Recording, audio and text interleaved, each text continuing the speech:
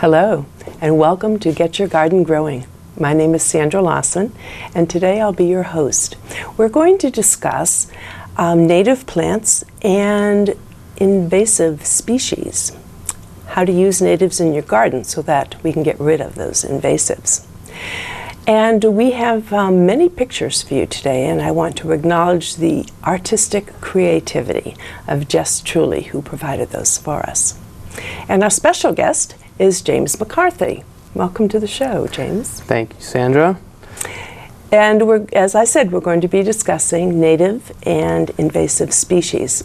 But one thing I wonder is, do you know that 1/5 of the 3,000 species in our region are now threatened? And that threat of extinction is for three major factors.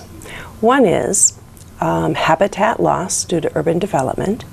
The second one is encroachment of invasive species that are killing off our native plantings. And the third one are from climate change. And that's when those changes make the original or native environment unhospitable to the plants that originally grew there. So James is bringing in expertise with him. He is the team leader of the North Andover Wildlife Team Project. And he's also an autodidact who is totally enthusiastic about native and invasive species. Natives to keep and invasives to get rid of. So with that, let's start our questions. All right. And our understanding. James, I think most people understand native species probably means a plant that grows in a certain area and that's where it originated. But would you have a more informed definition of native species? Sure. So we can define a native species as a plant or anything actually that evolved in a region. So some plants have become naturalized over the last 400 years of European colonization, but only certain plants actually evolved here. We'll say, for example, in Massachusetts or in New England. And so we can define a native species as any plant that was here before 1492, before European colonization. Wonderful. Okay. And what are some examples of the native species we have in Massachusetts? So some of the big ones and the most important ones would be trees. An oak tree is the most important species we have in New England. Other species of you could think about are birch trees, maple trees such as sugar maple trees, red maple trees, but not a Norway maple tree, which a lot of people have in their yards, and we can discuss the problem with that later. So the bigger stuff, trees. Smaller stuff, maybe shrubs. Some famous ones would be, of course, a high bush blueberry. That's everybody's favorite. A red osier dogwood. So it has a red twig, and it looks really great in the winter time. Yes. with the white snow behind it. A holly bush would be native. And then some perennials we could think about are the butterfly milkweed, which we can talk a little bit more about later, and New England aster, and a black-eyed Susan, and my favorite is actually the Joe Pye weed, which grows to be about 12 feet tall, and it looks really, really great in the middle of the summer. So yeah, those are some examples of some native plants, and okay. I actually have some pictures. Oh, let's look at them. If we want to take a look. The first one is of a New England aster, and this one's really great because it blooms late in the season. So it blooms, September through November almost, and it's really important for pollinators late in the season to give them something to eat. When everything else has kind of died back. Mm-hmm. And some of those would be migrating butterflies or... Exactly, they need a place to stop and have a bite to eat. Yes. In the late season. The next picture I have is of a black-eyed Susan. which looks really cool in the summertime. Of course, there's big bunches of them, and you can bunch them together and really give a splash of color to your landscape with some yellow. And another one we have is the butterfly milkweed, which is bright orange, and we can talk a little bit more about milkweed and why they're important in a minute. This one's actually a pretty small version of the milkweed. Some of them get really tall. The swamp milkweed can be about 10 feet tall. This one's only about 3 feet tall, so if you want to put it in the edge of your garden in the front, it can look really good. And it's the showiest version. Yeah, it really pops. And one more picture we have of a shrub is a red chokeberry, which is also, it's called an aronia, and it looks awesome in the fall with red leaves, and it also looks great in the spring with bright white flowers. And of course it provides berries for birds to eat throughout the summertime. You had mentioned earlier the biodiversity, so that these native species are more than just a plant with a pretty flower to entertain us, or a sweet aroma to stimulate us. Speak a bit about the biodiversity, of why they're so essential. Okay, that's a great question. Native plants are essential for supporting biodiversity. And the reason is that they have evolved in a certain region, and we'll say, for this sake, in New England, over the course of millions of years. Alongside them, insects have been co-evolving with them so that insects can only eat certain plants that they co-evolve with. So most people think that an insect can eat any plant, but it's actually not true. Insects are generally very picky about what they can eat. One example, one of the most famous examples, is the monarch butterfly. It can only eat one type of plant, which is the milkweed, which was the orange flower we just showed. And I also have another picture of the common milkweed, which a lot of people will know from fields. And they create these pods that when you break them open, there's this white fluffy stuff and it spreads all over the place. So this plant is extremely important if we want to support the monarch butterfly, which is of course everybody's favorite butterfly. This is the only plant monarch butterflies can eat. The caterpillars can eat. If we don't have these plants, then we will have no more monarch butterflies. So we're doing everything we can to plant as many of these plants as we can, and we encourage gardeners to do the same. The reason that this is the only plant that monarch butterflies can eat is that the leaves are actually quite toxic to other caterpillars. Oh. So this is great news for the monarch butterfly caterpillar if there are a lot of milkweeds around, because it's like a feast. But if there are no other milkweeds, no milkweeds around, then the monarch has absolutely nothing to eat, and without the caterpillars, we won't have any butterflies to enjoy. And the caterpillars then die off. Exactly. Are there other examples of that biodiversity, that coevolution, that come to mind? I guess, like I mentioned, an oak tree is the most important species we have. And the reason for that is that it supports over 500 species of caterpillars. And I mean, if we think about it, an oak tree can live for hundreds of years. It's a hardwood. It will outlast all its competition. So it gives insects a longer time to co-evolve with it. And it has had that longer time over the course of millions of years. Yes. So in this way, an oak tree can be seen as the most important species of plant that we have. And we should really be doing everything we can to protect them, and if we can, plant as many as possible. I know it's difficult to ask somebody to plant an oak tree in their front yard knowing that it's going to get absolutely huge, but maybe not in that person's lifetime. That's true. On the other hand, I don't want to scare anybody away from saying you won't be able to enjoy an oak tree, because over the course of 20 to 25 years, an oak tree will actually get pretty huge, and it's pretty fun to watch. I have a great picture of myself from 1988 in my parents' driveway, and the landscape is quite barren. And if you look at it now, it's that same exact spot, this many years later, 20, 25 years later, is it's just packed with oak trees and hemlock trees, and they're quite enormous. So don't want to scare anybody away from planting oak trees thinking that they won't be able to enjoy them.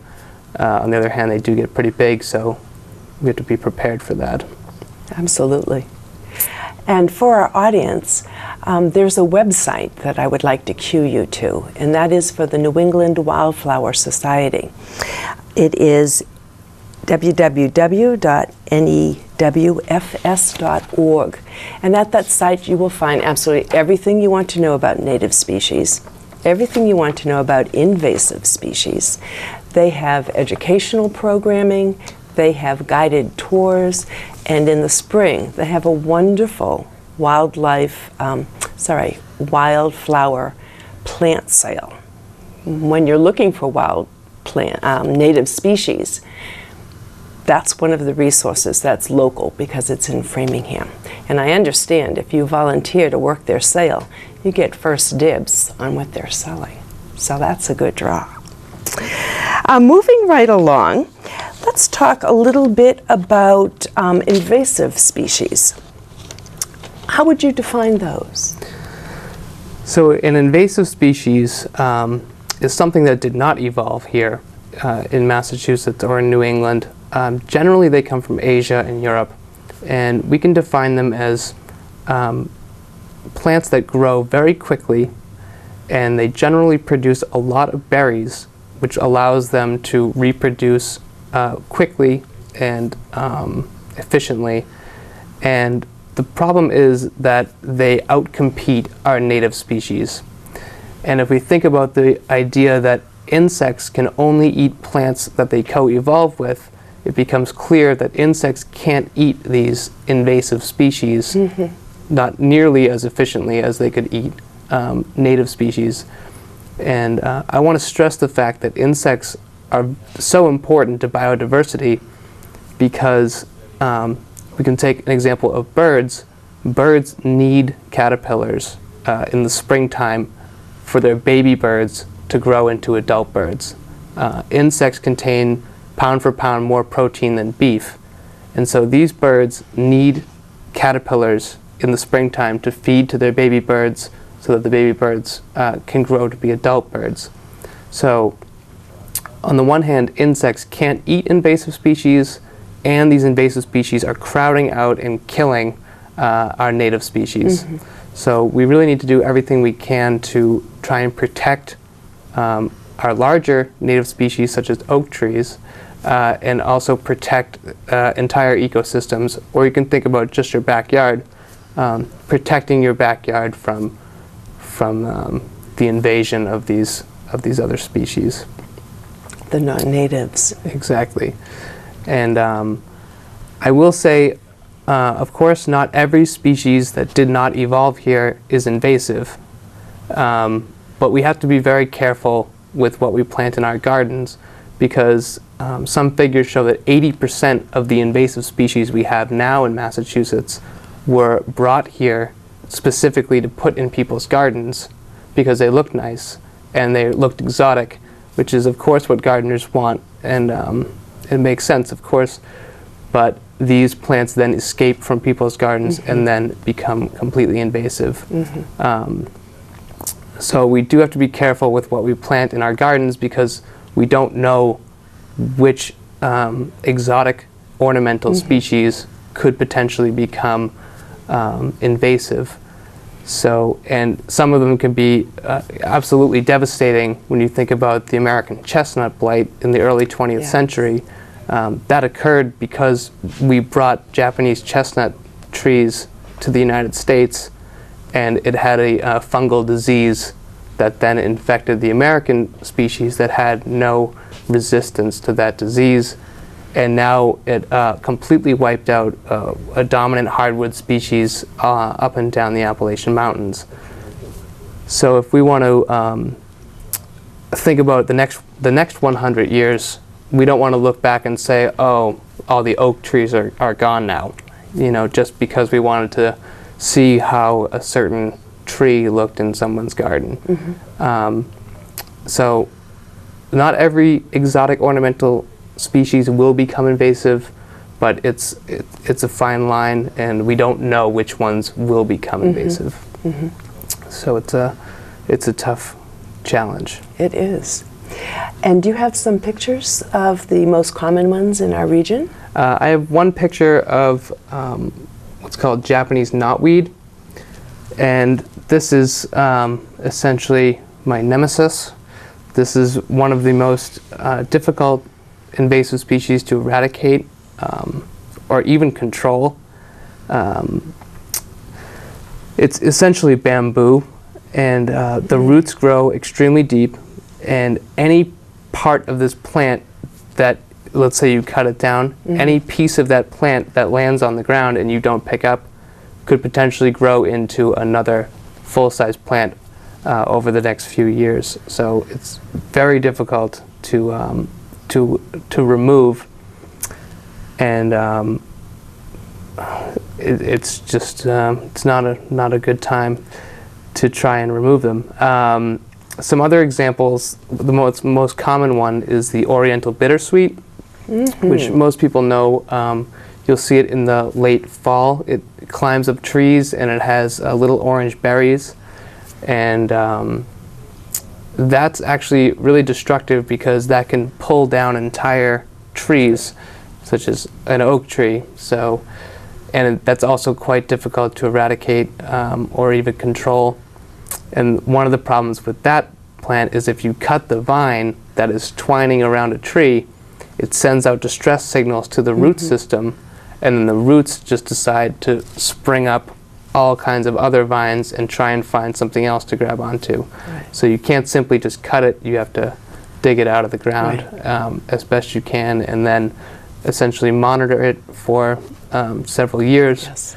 But on the other hand, sometimes it's kind of fun and a challenge to, if you have a backyard, and you want to get rid of it, it's like you really want to get rid of it. I waged war against bittersweet. Exactly. And it took me years to dig out all those roots. But one of the things that makes it a little easier is that its root is such a bright orange right. that you're not going to confuse it with any other root. Exactly. And you just pull it and follow it further and pull it and follow it further. But indeed, the next year, wherever that root is left, you'll have more babies, little saplings coming up. Exactly. It's very difficult. So it's very difficult to contain. I also find that people, it is such an attractive vine. Once the leaves fall, so you have that woody stem, mm-hmm. and the sepals are bright orange, and yep. they surround the berry inside. They open, mm-hmm. and here's this brilliant cardinal red berry. Yep. And they make wonderful wreaths. I know, And I say, no, don't take that. No, you don't make a wreath out of that, because birds will get the berries, mm-hmm. and birds will distribute those berries. Exactly. So, and we have more bittersweet. That's probably how it happened originally, right? I think, people have this wreath, and then they throw it in the woods when they're done, right. and then that's how it all starts. And, of course, now when I'm driving around town or something, and I'm looking at all the berries everywhere, and it's really everywhere once you start to notice it, and it doesn't look so nice once it's a giant mess and taking down huge trees. Yeah. I usually recommend for any invasive plant that one is removing from their own garden, that to obviously dig as much of the root and every part of it as you can. If there are berries, gather the berries and bag it yep. and put it in the trash. Yep. So that you don't fling it exactly. on the side of the road or in the woods behind your house, mm-hmm. where it can propagate. Yeah. If you want to take one extra step, what I like to do in the summer is bag it in green trash bags and let it sit in the sun for a week or two before throwing it away. So then it dehydrates decreasing the possibility. Because this is Exactly. a Superman of a weed Yeah, it really and is. an invasive. Exactly. Some other examples we can think about are purple loosestrife, which will invade like lakes, the edges of the lakes and wetlands, and it's crowding out native species that, you know, a wetland ecology is extremely fragile as it is, and it definitely doesn't need any disturbance from the purple loosestrife. Even though it does look pretty as you're driving down the roadway and here's this pond full of this lavender color. But wouldn't it look better with native cardinal flowers and New England asters? Yes, and a place for the waterfowl to land. Exactly. Because ducks can't land in trees. Yeah, exactly. They need the water. Exactly. So yeah, those are some examples of the invasive species that we're battling here in New England. And of course, those are just plant species. There are animal species as well. But, Yes. I guess zebra mussels are Right. extremely important to watch out for. You have to, if you have a boat, you have to make sure you clean the boat extremely well. And those can cause hundreds of millions of dollars worth of damage in the region, clogging up water intake pipes for drinking water. So it's an uphill battle, I think we have here. But we have a lot of attention on it. That's true. And what we need is attention all the way down to the homeowner Exactly. or the property owner who can also facilitate change where they live. Exactly. And it's definitely a awareness building kind of campaign where, you know, if you have Oriental bittersweet in your backyard, please take care of it, because it's not just going to affect you, it's going to create thousands of berries that birds are going to eat and spread throughout your neighborhood. And like I said, it can be fun and it could be a challenge to try and remove it all from your property. And it is a challenge. It is a As challenge. long as you know that before you start out. Definitely. And you can get it all out by hand. You don't have to use chemicals. Exactly. On it. Well, I have a couple of websites that I would like to make available to our audience. One is massnrc.org. And at that site, you will find plant and animal pests and diseases, all defined, and there'll be pictures. And you'll also be able to sign up for pest alerts so that you'll receive an email when a new pest arrives or becomes superabundant or starts to take over landscapes. You will receive that information immediately. And the other website is invasivespeciesinfo.gov.us.ma. And at that website, you've already, part of the address is Massachusetts. All you do is click on your county, and reported will be all the noxious weeds, all the invasives that are in your particular area. So it's good to know. You'll have pictures to see what it looks like. You'll be able to identify it on your own property if indeed you have it, and take action. Let's talk a bit about your project, the North Andover Wildlife Team. Yes. It's such a long title. I'm getting it. I'm getting it.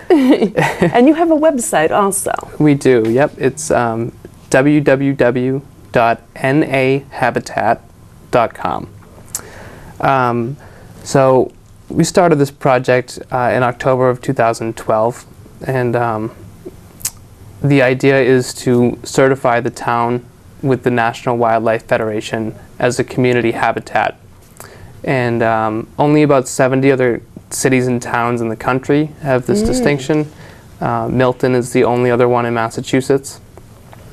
And we wanted to undertake this goal specifically because the National Wildlife Federation provides a great framework, and it provides challenging but realistic goals that we can achieve. And this is community-wide. This is all of North Andover. Exactly. This is community-wide. So it's a points-based system where you have to generate points. So North Andover, based on our population, we need 450 points. In order to get a point, you have to certify that certain sites have sufficient food, water, and shelter for wildlife. So for example, in your backyard, you can certify that you have, say, an oak tree and a bird bath, maybe a dense shrub. So the oak tree provides food in the form of insects, bird bath, water, and a dense shrub would be shelter for birds. Okay. And you can go online. It's a really quick, 10-minute process, $20 fee, and you can certify that your backyard has these things. And so we need 150 homes to certify that they have these things for wildlife. We also need 5 public schools and 5 public spaces.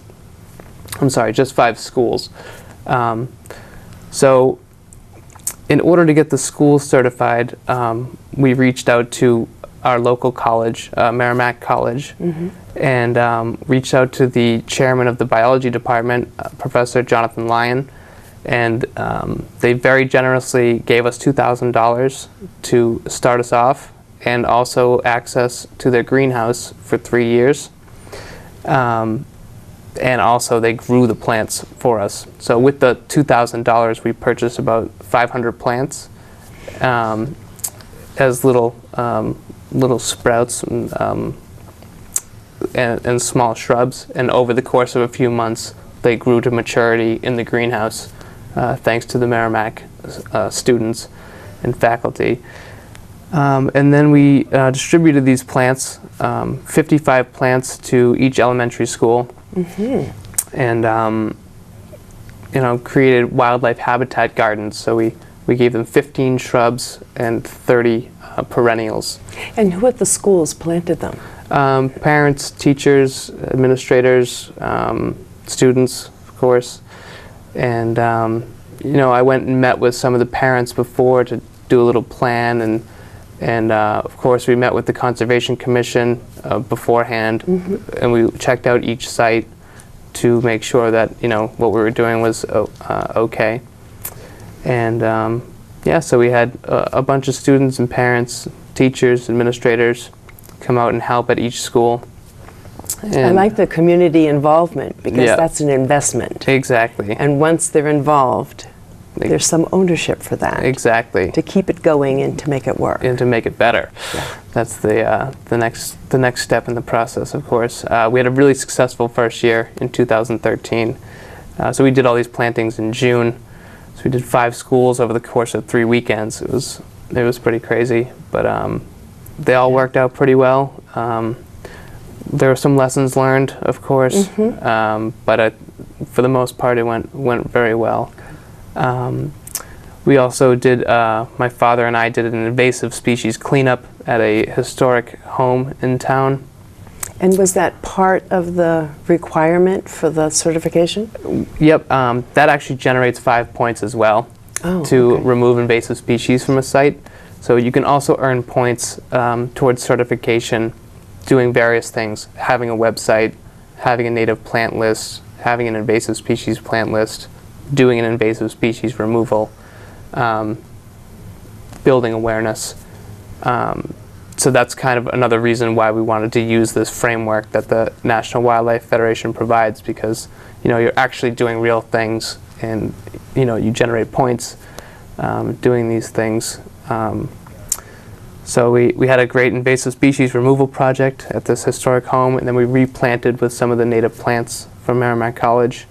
And then kind of the final big project for the year was at the Stevens Estate, which is a Victorian-era mansion in town that's owned by the town. And our plan is to create a really excellent demonstration garden, and to show the citizens of the town that what kind of plants they can plant in their own garden. So we want people to come on up there and check it out. And I actually have a little plan of what we have so far, and where we plan on being in this year. I think we're down to our last minute. Oh, okay. So if you want to show that. Yeah, sure. The plan? Real quick. Here's what we have now. So we planted about 25 shrubs. And what we want to do is build a fence and pack it with perennials. And that's kind of how we want it to look for now. That's the that's the plan going forward. And do you have a lot of support from the community in doing this? Yep, especially at the schools, at the Stevens Estate, the Historical Society, the Friends of North Andover Trails, North Andover Improvement Society, which is our financial umbrella, and our parent organization, which is a 501c3 Yes. organization. So, yeah. Wonderful. Well, congratulations to Thank you. This is quite a project. And Yep. it makes me think about what can we do here in Beverly That's it. or neighborhoods. Or at any rate, I would also like to just let people know that the National Wildlife Federation that you spoke of, its web address is www.nwf.org, and it will list educational programs that they have, different kinds of projects that you can be involved in, trainings that you can do. It's a wonderful website. So I think we've come to the end of our show today. And James, I thank you very much. Jess, I thank you for the beautiful photographs. And if you have any questions, you know how to reach me. Just email those to me and I'll get back in touch with you. Thanks for listening. Have a good night. Bye-bye.